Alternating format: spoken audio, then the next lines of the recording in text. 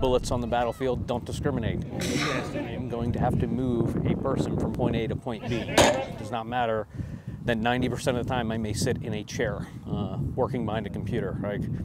I'm going to have to do these things. Hand and foot, touch, go, sprint. Does a soldier have what it takes to perform in combat? It's a question the U.S. Army hopes to answer with a new test of strength and endurance. Our current physical fitness test is a great test of general fitness. However, it was not a good test for the physical components of fitness required to do your job as a soldier, any soldier in the Army, on the battlefield. For nearly 40 years, the Army's physical fitness test scored a soldier's ability to sweat through push-ups, sit-ups, and a 2-mile run.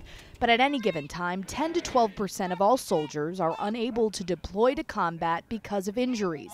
That rate pushed the Army to revamp the way it's preparing soldiers for warfare. This is going to expose your weaknesses. It exposes everyone's physical fitness weakness. Rolling out this October, the Army Combat Fitness Test will combine 6 gender-neutral tasks. It is harder, but it is not undoable. Each rooted in real-life combat situations or battlefield experience into an hour-long assessment. Little better. Whether this is a deployment to Afghanistan, where we currently have forces that are operating, or a deployment that's an unknown threat sometime in the future, these events measure your ability to be able to carry a litter.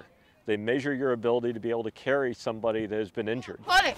Not as easy as it looks. Staff Sergeant Edie Arroyo is one of the 36 Fort Bragg soldiers taking the test for the first time.